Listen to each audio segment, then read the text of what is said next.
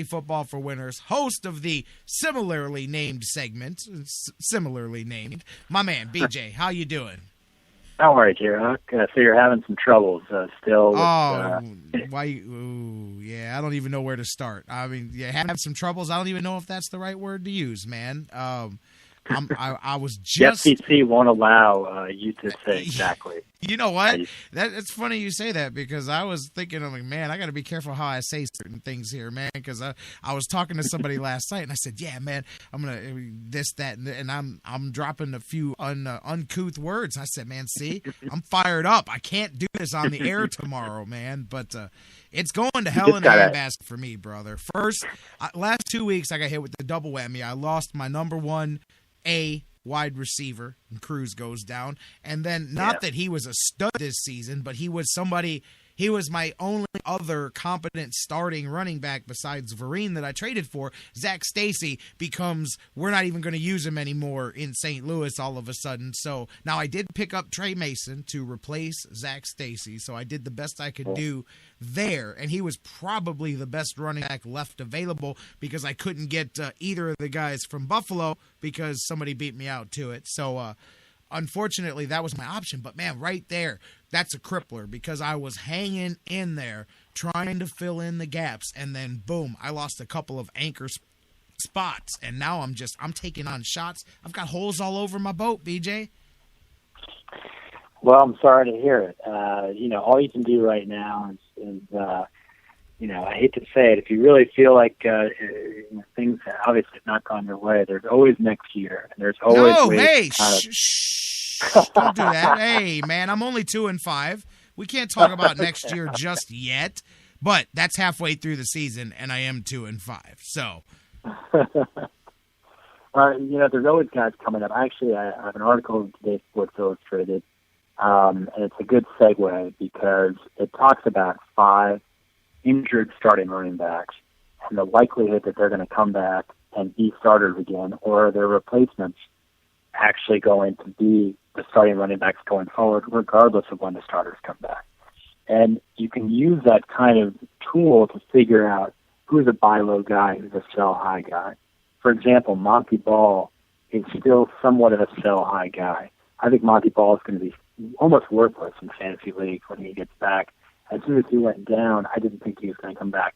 He had a 3.1 yards per carry average, severely underperformed, and there's 3 other running backs in Denver who can probably do the job. And obviously we see that Ronnie Hillman can do it. So people need to realize that there's always ways to parlay who they have to get better players. It's about figuring out who you have where there's a perception that they're worth more than they actually are. Well, drop me a few of those. Who are some good ones right now that you think fit into that category? In terms of overvalued, Monty Ball definitely got overvalued. Brandon Oliver is severely overvalued. Brandon Oliver is a guy who I think a week from now, maybe 2 weeks from now, is going to be almost worthless. It's shocking to say something like that after a guy like Oliver gets 180 something yards 3 weeks ago, racks up 120 yards in a TD, 2 weeks ago, and then gets about 70 yards last week. He looks like he's money. He's about to not be, based on matchups, based on the fact that defenses naturally and coaches naturally adjust, and especially undrafted rookie running backs, they have to learn how to adjust very quickly on the fly week to week. And nothing knocking Brandon Oliver, but it's tough business in the NFL. If you're being targeted heavily by the defense, you have to learn how to adjust. The coaching staff has to learn how to adjust. And I see Oliver hitting a brick wall. I think Andre Williams is still a relatively sell-high guy just because people are desperate to find a running back. I don't think Williams is the answer. He's not involved in the passing game. He's very limited by what he can do in that offense, especially with your man Victor Cruz gone. And Anthony Dixon is a huge sell-high guy, overrated guy. Anyone who picked up Anthony Dixon realized that he couldn't get it done before in his career. I think he's 27, played in San Fran. Bryce Brown is the answer in Buffalo. Anthony Dixon will be nothing more than a 4 or 5 point guy a week. And people need to realize that if they have that kind of talent, they need to let it go for better talent.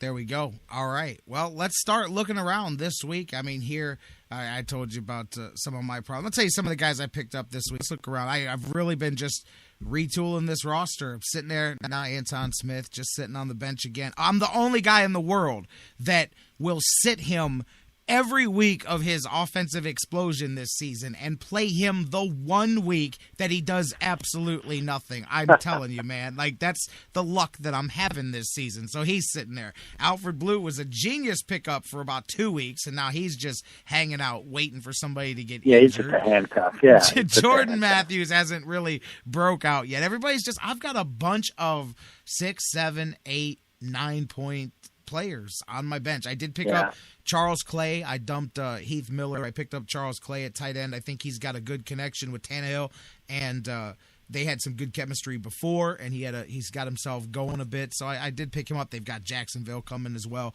Jacksonville not strong at all against tight ends. So, you know, right. Jermaine Kearse, what do you think about him in Seattle? Obviously, him and Baldwin, the trade with Harvin now opens things up. Baldwin's your number one guy. Are you buying at all the possibility of Kearse developing even more as the wide receiver there in Seattle? I think he's more on the desperation side than he is a legitimate weekly starter. Baldwin did what he hasn't done all year. Some of it was because Harvin wasn't on the field. Some of it was just because, it was his time. I mean, let's face it, he's a talented guy, but he hadn't done much of anything all season. Kearse is not heavily targeted in the offense. Granted, the week after Harvin leaves, he gets, I think 6, 7 targets, but he's a guy who gets about 2 to 3 receptions a game. And maybe that could be bumped up to 4 to 5 receptions a game. But you're talking about a very narrow window for success in a generally run-first offense where Russell Wilson and Marshawn Lynch rack up more yards than usually the rest of the team combined.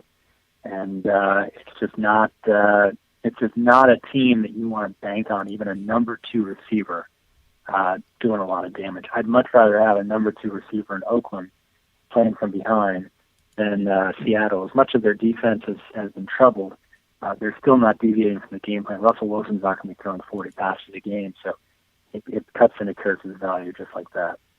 All right, interesting. Let me ask you. You mentioned Bryce Brown, and I was not sure about him. Happened to be available in a certain league, and somebody may have, maybe right now and looking to pick him up, and they had their choice of perhaps replacing Alfred Blue or Anton Smith on the roster here. Who would you replace?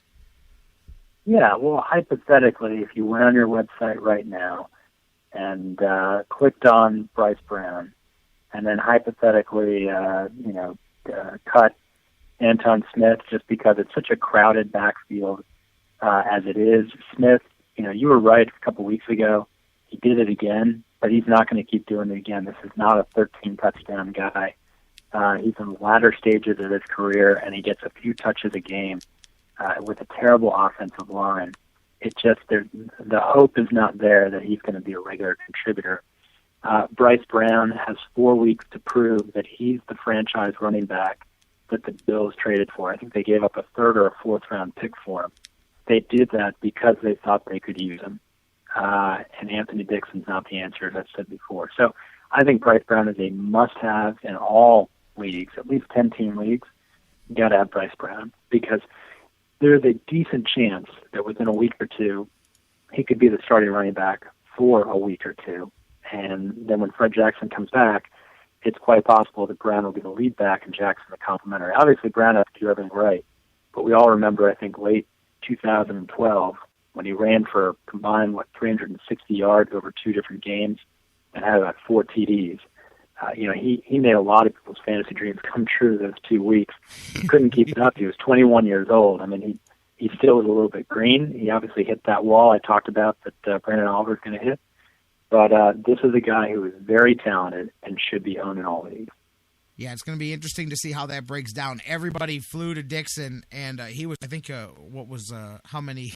I can't remember how many people put waiver claims in on him in our league this week. But I don't know about you guys, but Bryce Brown's no longer available in our league. But we'll see how that plays out. It'll be interesting. Did you just take him while I was? I don't know what you're talking about, man. I can neither confirm nor deny any part of the rest of this conversation. Long enough where you had the opportunity to do it. No, but you were talking so long that other people had the opportunity too, and I'm going, man, if I click this button and somebody else already beat me to it here because I had the screen open for the whole 5 minutes that we were talking about it, I was like, oh, man. So there you go. But anyway, so I'm just saying, that's how we roll, man. It's every man for himself, brother. I'm 2-5, and I'm fighting for survival here. And I've got another butt whipping coming my way this week unless things turn around, man.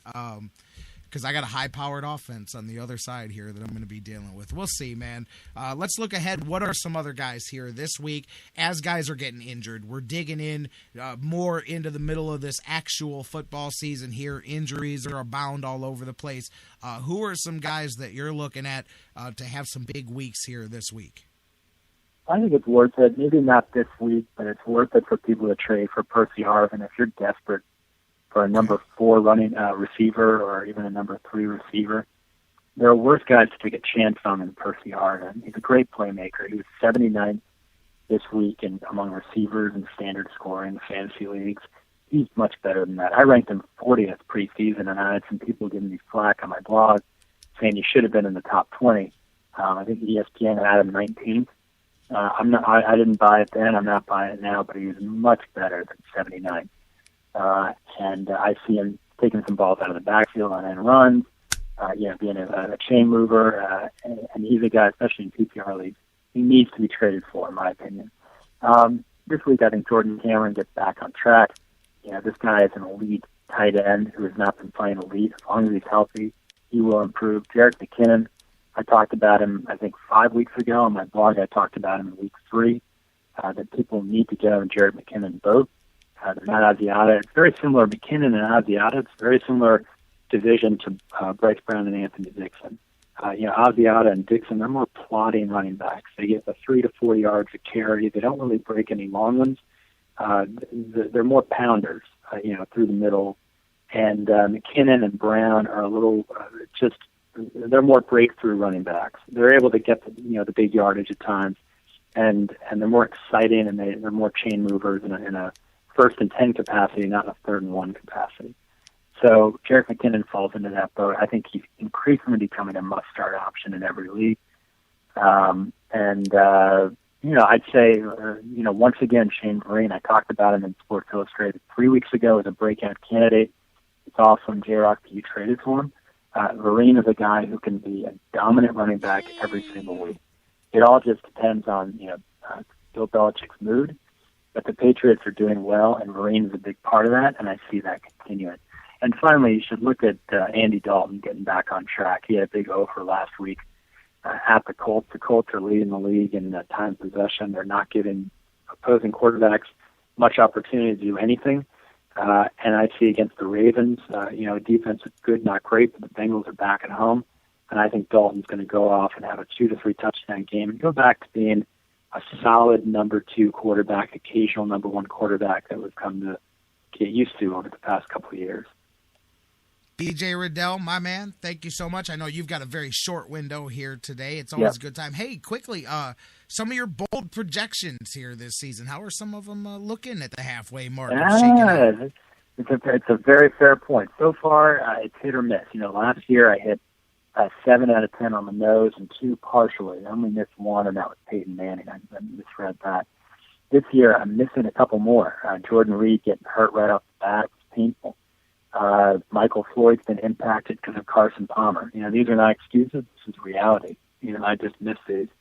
Matt Ryan, losing 3 offensive linemen, has been, not a good thing for his chances. It's still, I think, ranked 9th. But some of mine have been dead on, and I'll get the chance to share them. As long as I'm sharing the bad ones, I'll share the good ones. I told everyone that Toby Gerhart wouldn't be a top 30 running back this year. I got a lot of flack on my blog for that one. I got a lot of flack in Sports Illustrated when I wrote that back in week 2 that Denard Robinson was going to take over for Gerhart by midseason. So that one I feel good about that I hit on the nose. Talked about Pierre Garçon would not be a top 30 receiver. that has borne out so far. That was a very bold prediction. A lot of people thought he was going to be a top 15 guy based on his targets last year, and I just felt like it wasn't going to happen. There's still hope for Devontae Freeman. There's still hope for Jordan Matthews, and there's still hope for the Texans defense. I